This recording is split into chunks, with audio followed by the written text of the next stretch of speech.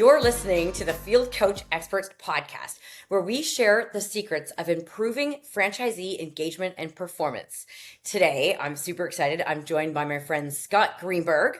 If you don't know Scott, which I'd be surprised if you don't, but Scott is a keynote speaker, author, and franchise industry expert who spent years as an award-winning multi-unit edible arrangements franchisee before turning that hard-won experience into a career helping franchisors and franchisees build stronger businesses. Now, in case it sounds like I'm reading, I am, but I read this in advance and it's so true. So I just went with it because there's so many cool things that he's done. He's the author of The Wealthy Franchisee and Stop the Shift Show, and writer for business publications such as Entrepreneur, Nation's Restaurant News, and QSR.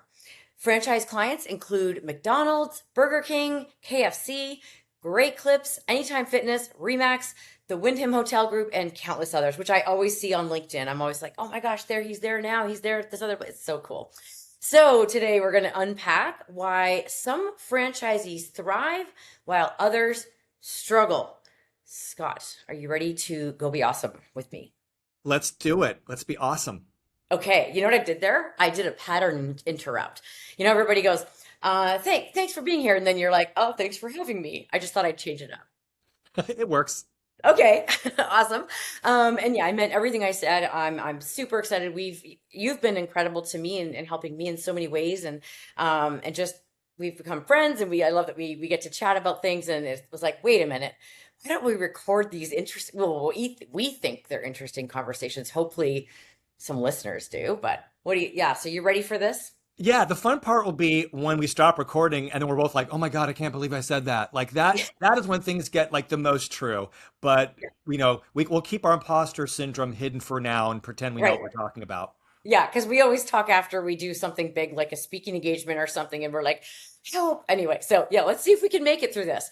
Okay, so I gave a bio on you, but let's start by giving our listeners some context about the work you're currently doing, and I'm going to say the impact you're out there making. So yeah, what are you working on right now? So right now I'm about to launch my third book. It's a massive journey. So I'm standing at the bottom of the mountain looking up, knowing what it takes to climb over it. So I'm super excited about that. And maybe we can talk a little bit later about what that is. But what that forces me to do is to really dig in and really master the content, which is great because I can also, work that out on stage. Like, what are some of these like bigger ideas? And it's going to be another franchise book, still working on title, that kind of thing. But I'm super excited about the subject matter. So that's there, and that's filtering into presentations that I have coming up. So constantly writing and constantly speaking. Have some individual, very cool consulting things happening with some individual franchise brands. So definitely keeping busy.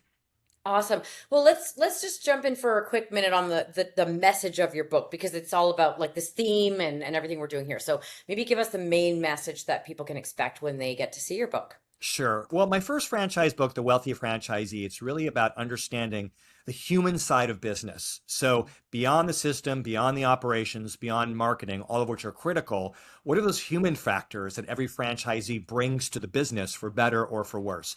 That was sort of the focus on that book, which I just think is just so absolutely huge. And that's, I'm going to say now, the big part of the X factor. A few podcasts ago, before I was working on the new book, I would have said that is the X factor.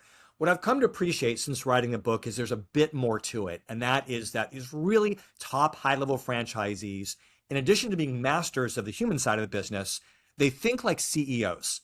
Like they really just own the outcome of the business. And there's a higher level of sophistication, not in that stuffy, you have to have an MBA go to way, and no offense to people who have done that. It doesn't mean being more corporate, but it means being more strategic, right? The Wealthy Franchisee is about mastering kind of how you think and feel. And this is really a more strategic approach. Even though if you're running a small business, bigger leadership, more sophisticated thinking, and really owning the outcome of your business. And so that's what it's about, taking absolute full responsibility and bringing top level leadership to the business. Yeah, I love that. And oh my gosh, that's exactly what franchisors want, right? It's what we hear all the time is how can we get our franchisees to act and think more like a CEO and take ownership. And I don't believe they're saying it in a negative way about the franchisees. It's just they want the franchisees to be successful, right? They know. The kind of work that you and I do, we're in this kind of awesome position as our goal is to bring out the best in franchisees. That's the end user of our work. But our clients are the franchisors who bring us in. And so we get to hear their observations and their concerns and their pain points in addition to talking to the franchisees. And so when I'm preparing my presentations and as I'm preparing for this new book, I'm listening to what are the franchisors, what is their vantage point, what do they see franchisees could be doing better, what are their best franchisees, what are the best franchisees are doing. Well, the answers to those questions, that is what I'm constantly studying and seeking and researching. That becomes a subject matter for my speeches and for, whatever it is that I'm writing. So I appreciate your saying that's what franchisors are looking for. That's why I'm writing the book. And fortunately, it's what I'm super interested in. So I could not be more excited for what this new book is going to be about and really dig in and hopefully write it in a way that people find interesting and helpful. I have to just a quick shout out about to my dad actually. When as you know, and some people know, my dad is the founder of a franchise company. Grew up in that over the years, and it grew to almost 500 locations. And I remember people saying to him, "Hey Mac, what is it that you did differently? What do you think you did differently that helped you get to that stage as a franchisor?" And one of the things I heard the most, he would always say, he said, when we went a full day without a single person walking in our door as a retail store, right? A whole day in the first year of business back in 1981, we could have blamed the location, blamed the weather, blamed our economy, blamed the staff, blamed the whatever. And instead we looked in the mirror and said, what can we do different? Like what are we missing? And so that has become a life message that I've kind of learned over the years, is that like, stop blaming everyone else, figure out what you can do differently, and that's where you're going to get some growth. It seems aligned if I'm reading into this right. Is that correct? It's completely correct. Like I'm going to have one chapter that's all about like just full on ownership. And within that is an exercise. And again, I haven't written the book yet, so I could change this. But for Okay. right now, it's an exercise calling IMF. It's my fault. You put your ego aside, and just as a brainstorming thing, say, I'm going to assume for a second this is my fault. So what are the reasons and what can I do? Because if it's my fault, well, then there's something I can do about it, right? Yeah. So it's not Yeah. about blame or Yes. even, it's about empowerment, Hmm. right? And if you say, okay, this is on me, and if you can put your ego aside and hurt feelings and just think about it more analytically, it's so Yeah. much easier to find solutions compared to it's because of the competition, it's because of the franchisor, it's because of the economy. So, and sometimes those things are the source of the problem. But the idea is to brainstorm as if it's you, because where you have control, it's the only Yeah. place that you can operate. But that's Yeah. where most opportunities are. But Angela, as you know, there's so many people who don't have the confidence or have too big an ego, and they Yeah. just can't go there because blame is just this human instinct, and it just totally gets in our way. Yeah. Yeah. It's funny because well, first of all, I'm sorry, we're already off script, right? I warned you. I said We I'm knew gonna that be was like, going to happen. yeah, yeah. But yeah. I just think. Oh, I love what you said about the empowering. That's what I say too. Like it's you it's liberating. Also, it's empowering and liberating when you realize, oh, there's something I can do here, and then you can go fix that. So yeah, just love that. Well, it's Okay. almost like you ever lost like your iPhone or something, you do like find my phone, and you don't know where it is, but the computer says, but it's in your house. Yeah. So you know if you just keep at it, you're going to find the phone, right? And I feel that way about solutions, right? Like, and again, sometimes there are things that are out of our control, but if we can assume for a period of time, okay, this is on me, Yeah. that means then there's probably something I can do about it. There's a way that I can improve so I can improve my circumstances. It's usually true, not always, but usually true and so much more empowering than any other way of looking at it. And that's what we want, is to make use of all the power that we have, just so we have access to all the solutions that are out there. Yeah, and even if it is a really unfortunate situation, there's still something about whether it's how you're seeing it or how you deal with it or whatever, right? There's always something different way that you can look at it. Well, I'll tell you one quick story. So I was contacted by a franchisee like a year ago, talking to me about how she's in this terrible position with this horrible franchisor who's Mhm. breaking the franchise agreement, stopped providing support, like all these horrible things. So somehow I didn't see the message for a year. It was on LinkedIn. Mm, So a year goes by, and this was just a few weeks ago. I wrote her back, I'm so sorry, but curious to know how things are. The franchisor has not gotten better, but her business has. Because finally one day she says they're not going to step up. yeah. So she's starting to do her own marketing. She's starting to do all these things that Yeah. and not even deviating from the system, but Yeah. just out of desperation, Yeah. being her very best self. And the business has grown, even though, according to her, she's not getting the support. And Yeah. so until we really get, push ourselves that level, we'll never really know how good the business is. So she found, even though she's not getting everything that she's supposed to be, she still found more empowerment, more solutions than she realized was there. Yeah, she took control. And I love that you pointed out like she's not going against the brand. She's just doing what she needs to do. And that, yeah, I often find I love having conversations with franchisees when they complain about the franchisor. I say, okay, well, like you've choices here. You can like live with it and try to grow the business. You can close or you can sell the business. Like you have choices. So, okay, let's jump into support because you mentioned this one that you just talked about, this franchisee wasn't getting the support, and that does happen a lot, unfortunately. But a lot of franchisors do provide, all the systems, training, the support. Why do you think that franchisees still struggle, even though that's all accessible to them? It's a great question. And I think the reason is because having the right system, the right marketing, the right support isn't everything, right? Mhm. It's not enough, right? Like, um, I used to subscribe to, one of these services that sends you a box with all the ingredients and the instructions to make a dinner, Hmm. right? But they can't Yeah. control how I stir if I'm paying attention to the oven, right? Yeah. There's only so much they can do, and then Yeah. it's on me. And so I think that there are elements that exist within the franchisee that are the real X factor, which is what we were talking about earlier, right? Their mastery of that human side. So Hmm. you can tell me how to market, you can tell me how to make the perfect sandwich or how to kill mosquitoes or how to take care, how to dispatch Yeah. care workers to the elderly. You Hmm. can tell me all of those things, but it's not on the franchisor to determine how well I communicate with my team. If I elevate the emotions of my customers as opposed to just delivering transactions, Yeah. to what extent I get out in the community, like there's, right, how well I manage my own problems, what my temperament is, right? Yeah. That varies from person to person, from franchisee to franchisee. And I don't think we can overstate how much that impacts the business and the bottom line. And so franchisors, they, especially with a scaled business, they can only provide so much of that support. Hmm. So in my experience, and again, I've count probably half the time that I'm brought in to speak, they also have me moderate a panel of like top franchisees. And all my interviewing for books and all these things, like I've just talked to so many of those top people. And it's not that they're working harder or that they have better locations or better luck.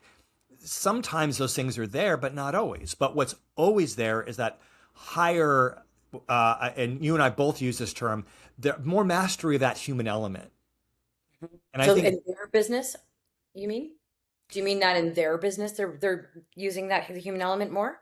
yeah, so within the business, they know how to engage employees, right? They don't Yeah. just facilitate transactions with customers, they elevate emotions, right? They don't just stay busy, they're very deliberate at how they invest their time, Hmm. right? When things get tough, they lean into the system, they dig Yeah. in, and they even look for opportunities.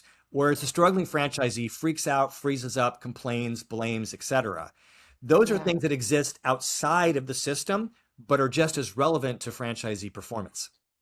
I'm going to ask a question again. I'm going off script here, but if so, can people, so probably some people are wired that way and some people aren't, but do you think people can maybe recognize this by through the support of whether it's a coach or whatever, someone around them, another franchisee or something, that they can recognize this and go, oh yeah, like I need it. So think of the franchisees in the audience when you're running that panel and they're hearing these ones say, well, I lean into the human element. I do this with my employees. I follow the system. Can someone hear that and go, I should be more like that? I absolutely believe so. I will tell you that for 14 years prior to getting into franchising, I was a straight out motivational speaker. Like I travel over the place just giving straight out presentations about leadership, peak performance, a lot about overcoming adversity. And over the years, I got a lot of feedback from people who said, hey, I heard your presentation, and as a result, I did X, Y, and Z, and I got this results. Starting with like high school kids, like a kid who said, I asked the girl of my dreams out to the prom, and now she's my girlfriend. Yeah. Right? Okay. Like something like I'm not taking credit for it. I planted Yeah. ideas there, Yeah. but then he said, you know what? Maybe I should feel the fear and go for it anyway. And Yeah. then he did, and he got not only got a girlfriend at a prom date, but a dopamine release, which Yeah. hopefully will make it easier to do it next time. Yeah. So Some some confidence. people are naturally courageous, right? Yeah. And Yeah. asking someone out, that's just sales, right? Hmm. So some people can just easily go for the close, that sort of thing. Um, Other people have to be more deliberate about it, but Yeah. everybody can move the needle and be better, Hmm. right? And so I have seen people who have transformed, who have recognized, you know what? I'm really cynical. I need to put that in check, Hmm. right? Or I've been really scared. I need to take some risks, right? Hmm. Or I'm overly positive, right? Overly optimistic. Maybe I should start studying my numbers a little bit more and letting that drive my decisions instead of just faith or optimism or or denial. So so the shorter answer is, Angela, yeah. I mean, I do after the long answer, the short answer is yes. I do think that even if you don't have the natural inclination the way some people do, you can still make improvements that can make a massive difference in your life. Hmm. I think that's just, it's really important to get out ahead of acknowledging that, because I always think franchisors are thinking, we just got the wrong people, or like, or just if the franchisees that don't step up and do the things, and it's like, no, let's try working with them, let's see if we can get them to come around. So that kind of leads to the question of like, well, like, what do franchisors, what do they think when they see this? Like, when like a franchisor asks that question, what's the wrong answer that they're hoping to hear? Does that make sense? It's like a Uh, double negative I just gave you. Do you need me to yeah, rephrase? let me see if I can let me repeat Okay. that back. Let me see if I got it. If not, I'll give you an answer what I think the question was, and hopefully that'll still be helpful. So you're saying when they ask you, confront a franchisee, why aren't you doing well? And the franchisee gives the answer and makes an excuse. What they want to be say, yeah, that's what I was expecting from you, and I know that that's wrong. Is that what Yeah. you're? Yeah. Like Okay. the franchisor just blaming the franchisee is kind of where we're going. Like, Oh, the franchisor blaming the franchisee. okay, so where I was kind of going with that is the franchisor often, I think they think that, oh, it's just the franchisee, the way they're acting, without maybe taking ownership of why that franchisee is still struggling. Maybe there's something they need to be doing different. Right. Well, okay, let me just sort of comment on that overall Yeah. topic without Yeah. necessarily trying to Yeah. understand what the question actually was. My confusing question. You'll Yeah. never come. I'll ask you to be on this podcast again. You're going to be like, no way. You asked that one crazy question. Well, ultimately, the idea is to prompt the guest to talk. So that's still happening. I'm babbling either way. Hopefully, it's about a relevant topic. But I guess I feel like this human element is not talked about enough, not by franchisees and not by franchisors, and for reasons that I can understand. I defend franchisors when they don't talk about it enough. I encourage them to talk more about the human element, but they're still trying to figure out how to kill mosquitoes and take care of kids and make cheeseburgers and frozen yogurt. And it's a lot that they already have to do. But if they do ultimately want franchisees to excel, we have to acknowledge this human element. And if franchisees want to do better, then they have to step up in that regard. But the common issues, what people assume are the reasons why the business isn't doing well, the franchisee will say, "Well, I've got a bad location." But every franchisor will tell a story about how they just eventually they just sell or they get out. A better franchisee in that same location turns it around and makes it awesome. With my second edible arrangements, the guy, he exited because he just thought it was a lemon. No pun intended with the fruit thing. Yeah, I picked Um, up. yeah, and but same location. We turned it around by doing things differently and starting with the customer experience, the employee experience, and all that. So people like to blame location. They say, well, my territory is different. Yeah. You guys are based in another part of the country where we are. Things are different. Like we've heard Yeah. that 1,000 times, right? Hmm. Things are different, but not in very meaningful ways. Hmm. Okay. The franchisor isn't doing enough. They're not doing enough marketing. The system doesn't work. Yeah. Sometimes there can be truth to that, but for every time that is actually true, there's 50 times where actually the system and marketing are great, but the franchisee could be doing a little bit better. Right. Yeah. And again, it's a hard thing for me to say on stage because franchisees don't want to be blamed. But my job is to not hold them accountable, but to empower them and Hmm. realize that until you're being your best self, that you're not just managing your team, but you're engaging them, until you're not just, selling products, but elevating emotions of customers, having a consistent market. Until you're doing these things, you never know how good the business is. And a lot of franchisees aren't fully doing that. So there's a lot of things that we blame. The assumption is my franchisor is incompetent. They don't care. They just want to sell more locations, collect their commission.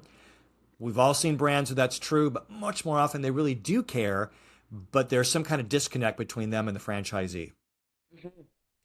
And yeah, and at the end of the day, sometimes I hear the franchisors blaming the franchisees, and I Right. think, hold on, Well, what have you tried? What have you tried to do to fix it's a this? it's a freaking miracle that the model works because there's so much tension Totally. built in, right? Like one Yeah. party only gets money if there's profit, the other one might collect a royalty, Yeah. whether it's profitable or not. Each one thinks the other should be doing more marketing, right? I Yeah. mean, there's so many things that are built in there, all these tensions, but the best brands, the best people can overcome that and forge these really great partnerships. Yeah. Yeah. Okay. So on the topic of kind of responsibilities of each party, I'm curious because if you see franchisors sometimes over supporting franchisees, meaning like overly hand holding or doing too much for them. Yeah, Angela, I do. Now, I've Yeah. never heard one franchisee ever say, my franchisor, they do too much for me. It's got to stop. Like, I've never heard a franchisee say that, right? Yeah. Certainly, we've heard the opposite. But what I've seen franchisors do is they care so much about that franchisee or wanting the franchisee to like them, or they don't want to have a location closed down. So they swoop in like an auto club tow truck to save the day, the Yeah. cavalry, right? But in the process of doing that, they're actually disempowering the franchisee. They're giving them a fish instead of teaching them to fish, to use the old cliche there, right? And I think that the best thing that franchisors need to do is to help facilitate success, but not do it on their behalf. And so I would much rather have a franchisor come in and give people the support, the tools, the tough love, whatever, and have them do it than for them to come in and spend their own money and spend their own time because you can't sustain that, right? I'm a parent and I'm raising my kids to break my heart. And what I mean by that is I'm raising them to go off and to be independent and to not need me.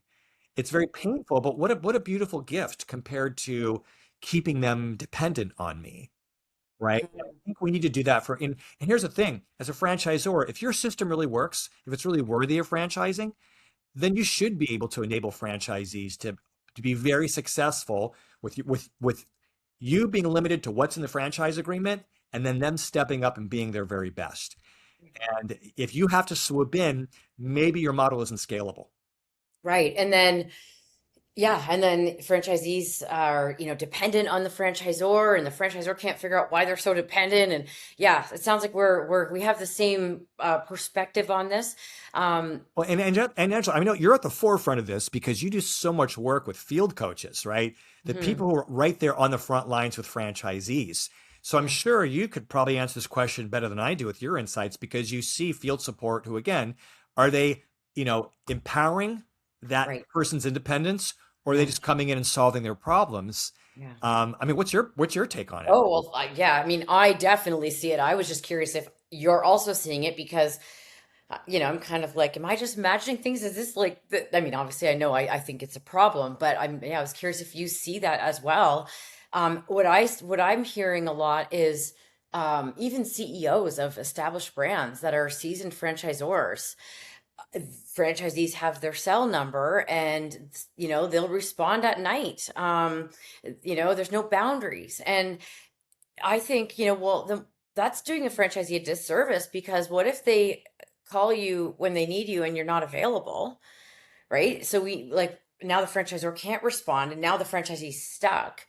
And so I think we need to, it's like being kind is setting boundaries and teaching the franchisee. Instead of answering the question, we always say, like, here's a tiny thing you can do is, if you're supporting a franchisee, whether you're a franchisor CEO or in the field or on Zoom calls or whatever, is when they ask you, where do I order the uniforms?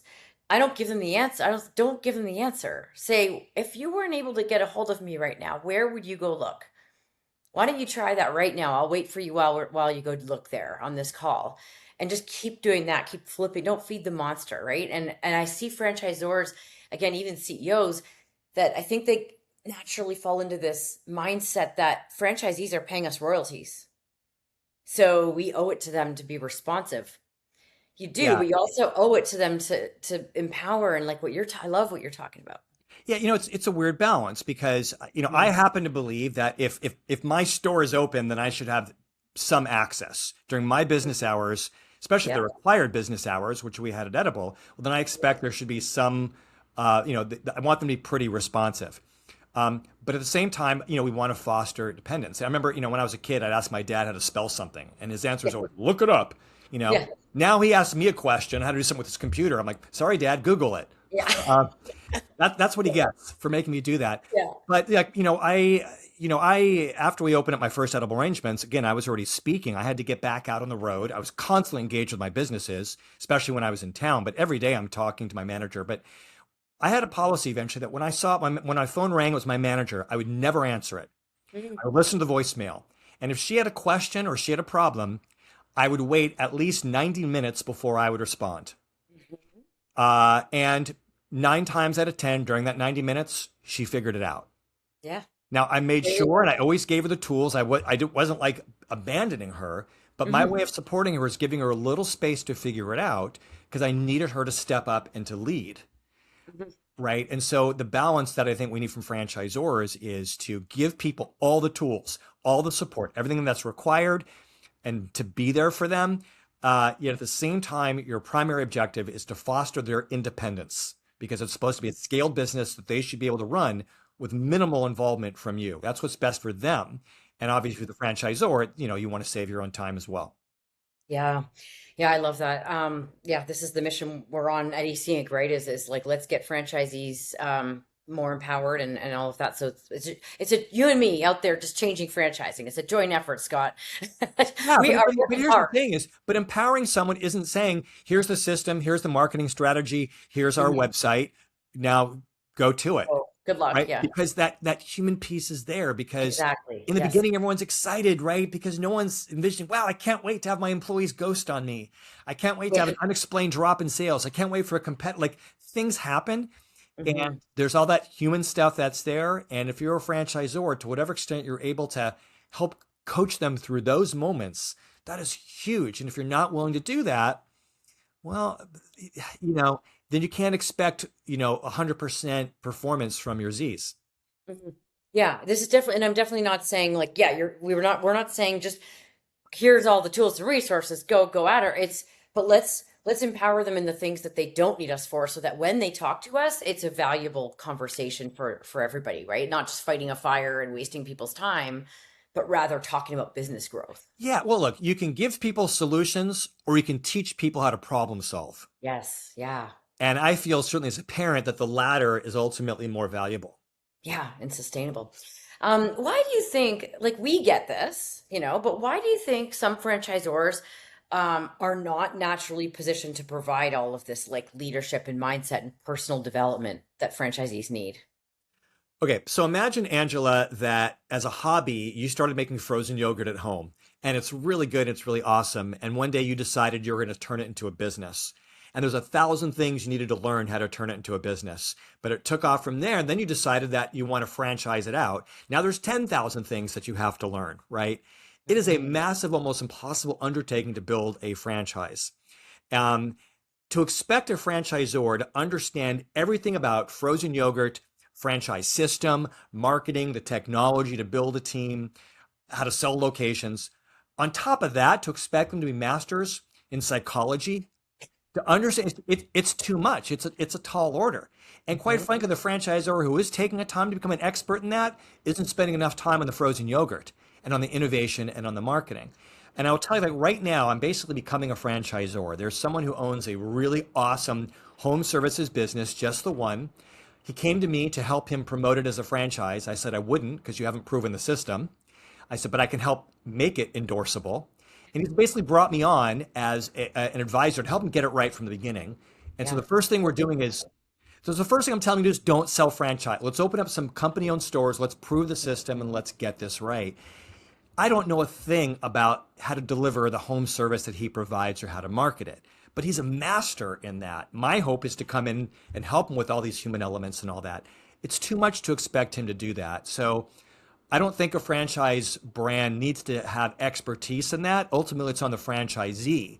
But to what extent they can, that would be great. But that's why people like you and I exist, because we're not bogged down with having to understand frozen yogurt and mosquitoes and childcare and painting houses.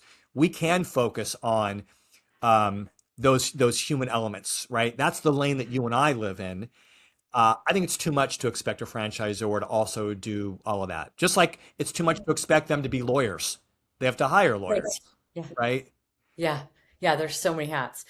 So, but on that note, here, this is another thing that lately I hear different theories or opinions on. Do you think it's the franchisor's responsibility to drive franchisee performance or try at least? I think the franchisee's responsibility is what's outlined in the franchise agreement. The franchise, but is it? Oh, okay. So just to clarify, I was asking if it's the franchisor's responsibility The franchisor's to drive responsibility is franchisee what is performance. outlined in their franchise agreement. Okay. Yeah. The franchisor's opportunity Yes. could be That's a good. beyond that to drive success. Yeah. But I don't like the idea of saying that to imply that it's more on the franchisor than the franchisee. When I Hmm. was a franchisee in my better days, when I wasn't complaining and blaming, but on my best days, Yeah. um, my franchisor is who provided me with the training, with the tools, with the system, with marketing support, but it was on me. Success or failure was on me. That was the most empowering time and when we got the best results. And so I think that they need to, again, they need to innovate, they need to answer questions, they need to assist with marketing. All the things that are outlined in the franchise agreement, that's what they need to do. But any franchisee who thinks the franchisor is going to solve their problems, going to push all this traffic, going to do all the selling for them, that's just not how it works. Well, and I love how you put that with it's the opportunity. I would say the same that to a franchisor saying to me like, but do I have to do all this stuff to like drive their performance? Shouldn't I just like you said, we at the bare minimum or we have to do what the FDD says in the franchise agreement, right? Okay, here you go. Here's what we did. We're gonna be available for support. We're gonna keep the brand compliant, innovative, all those things. But some franchisors are like, we already do all that. Do we also have to try to drive performance? And I say, well, you don't have to, but if you see that other brands that are successful are doing it and it's helping with their growth, then you might want to think about doing it, right? Yeah, well, there's so many things you don't have to do. Yeah, You don't have to market more. You don't yeah, have to innovate. yeah, But if the goal is to be the best and to make the most money, then you want to seize every opportunity to do that. yeah, And so, you know, but but again, part of that is the franchisee needing to step up. It is absolutely a partnership. So together, both yeah, parties need to drive success in their own way. yeah. Um, I'm a little bit biased right now because this new book, everything I'm thinking about is about helping franchisees see all the opportunities to step up even more, Mm-hmm. right? Like I don't want to wait around with my franchisor. Right. Like Yeah. I want, I didn't look, I don't want to buy a job, right? I became a franchisee to get away from that stuff. Well, Mm-hmm. you can't say that on one hand, I want to be an independent business owner, but then be dependent Mm-hmm. on this big corporate entity, Yeah. right? Yeah. The franchisor is a supplier. They Yeah. supply the operation, they supply direction. I'm the one who's building the team, serving customers, and running the business. Yeah. And being the face of the brand in your local market, running Yeah, around. and again, if franchisees are listening to this, they might be like really angry because they want to be getting more from the franchisor. And I don't want to make it seem like I'm taking the franchisor off the hook. But franchisors are responsible for what's in the franchise agreement. Maybe they'll do more, maybe they won't, Yeah. but that's it. And franchisees need to seize the rest of the opportunity. And in your local community, you could probably do it better than your franchisor would be doing it Well, anyway. well, But yes. but step up and do it. Exactly. Yeah, absolutely. Okay, so if franchisors can't, what do you think about like the coaching side, or how can a franchisor help a franchisee with success if they can't fully complete that gap completely on their own? I just said completely twice in one sentence. I think we all need to stay in our lane. So if you know frozen yogurt, great. If you know marketing, great. But if you don't know, and if you know coaching and motivation, right? And you know that stuff, helping people overcome their fears, if that's your expertise, great. But if it's not, stay in your lane and bring in people who do know those things. I'm obviously biased because that's what I do, right? I don't know marketing as well. I definitely don't know their individual systems, but I know the mindset behind franchisee success extremely well. I understand building culture, managing employees. All that human stuff is what I find interesting. So you can bring in people, whether it's through a speech or ongoing training, or certainly all the things that you and your team do, Angela, so beautifully. Like, there are suppliers out there who they exist to take care of things so that you don't have to. So again, I'm biased because it's the way I make impact in the franchise industry, but I believe wholeheartedly what I do. I'm a huge fan of what you do, and I hear people constantly raving about you and your team and the work that you do. And so, yeah, why bother developing a whole division or figuring that out when you got people who can just do it for you really well? I think, and of course we're biased, but it's sort of that whole like somebody that specializes in the thing you're trying to fix rather than trying to be a specialist at all the things. So yeah, I could get what you're saying there. Um, Maybe quickly touch on peer groups. Just what have you seen with peer groups in terms of how they help with franchisees taking ownership of their success and everything we're talking about? Yeah, depends on the peers. Right, And how the yeah. conversation goes. If it's a true peer performance group that's Hmm. there where people can talk and open up and Yeah. share ideas and hold each Open other the books. accountable, unbelievable. I talked to a guy yesterday who spent years with a franchisor, and they were really big in their peer performance groups. And one of the things that they did is they had peer performance groups share their books with each other, like Yeah. really open up. And they said it was amazing. And everybody in those groups would excel so much. He then moved to a different franchise system where culturally franchisees did not want to share at that level Mhm. and they weren't as effective. And then, of course, we all see these sort of unsanctioned Facebook groups or chat groups, wherever, where they become these bitch sessions where people are there to sort of reinforce the negativity.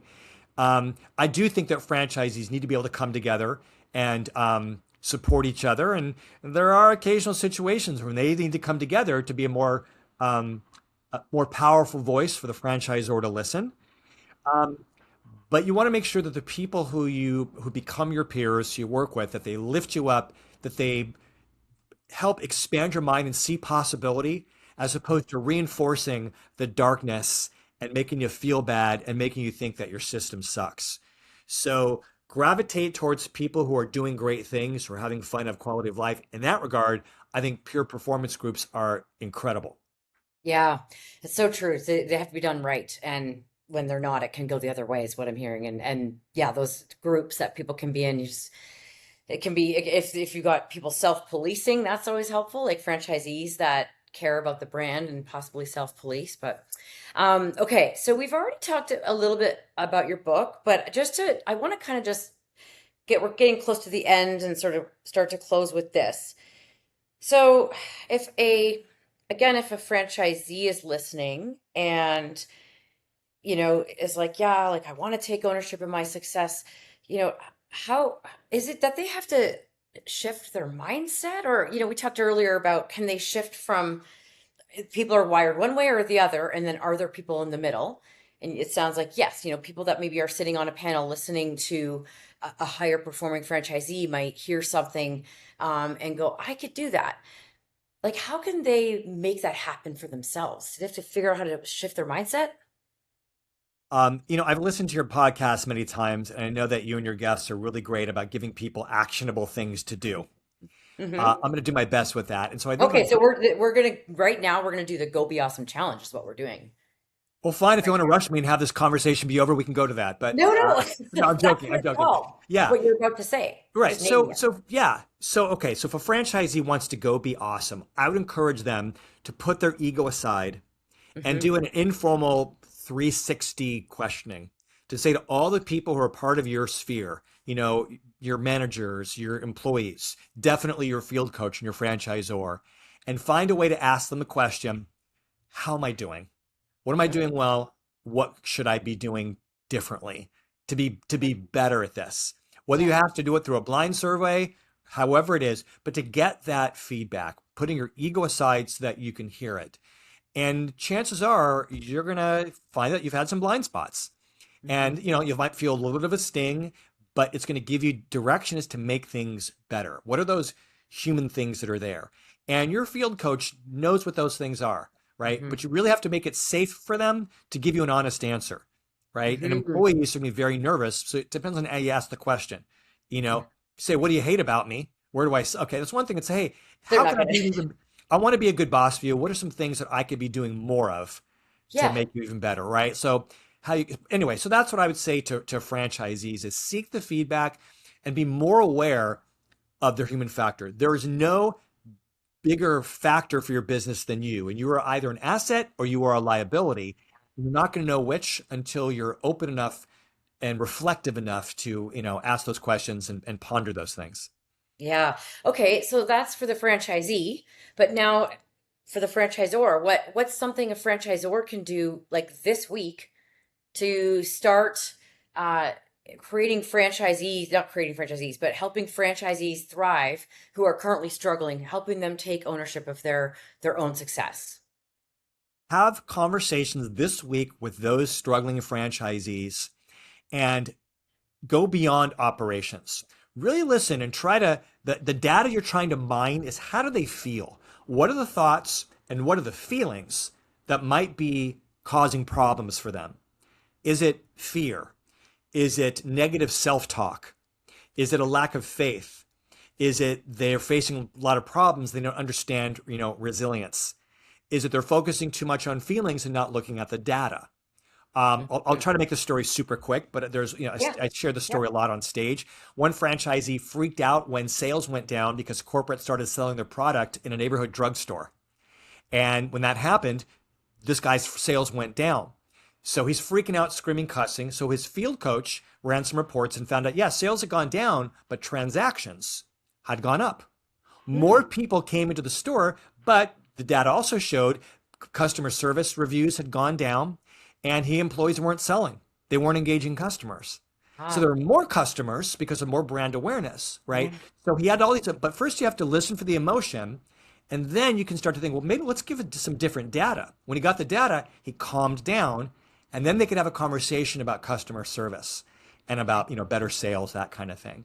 So talk to your franchisees, identify mentally how might they be getting in their own way and what are the opportunities to help them there. Because if they're fearful, none of your suggestions are going to help, Yeah. right? If they have self-doubt, right? Hmm. None of your operational suggestions are going to matter. Operational suggestions don't deal with emotional issues. Yeah. So this week, have conversations to start to identify the psychological and emotional issues, and that might give you Hmm. some direction as to how you can provide a different kind of support. Yeah. Like, how are things really going right now? And just getting in there and being a human. Yeah, yeah, Like, go figure. Go be a human. Just go be a human, everybody. Maybe that could be or your tagline. yeah, Mine's go be awesome. Yours is go be human. yeah. I'm not saying you need to hire a chief empathy officer, Yeah. right? But again, an operational approach to an emotional problem isn't going Yeah. to solve the problem. Oh my gosh. I just had a conversation with a franchisor today that I know really well, and he was continuously looking at it from like, how can I fix this problem with an operational approach? And I love how you're putting that, because eventually I was able to get him to, I think, come around and see the problem or see this differently and incorporate that human element. So we are so aligned, and this has been so fun. So I really appreciate you being here, Scott. Any last thing that we missed that you really wanted to say? It's your opportunity. Uh, be Besides, I'm careful gonna because get again, I can babble on, especially because I've got a whole book in my head that I haven't right. written yet. Other than I just so deeply believe in this model, Angela, and I Mm, just think when people bring the right stuff to it, the possibilities are endless.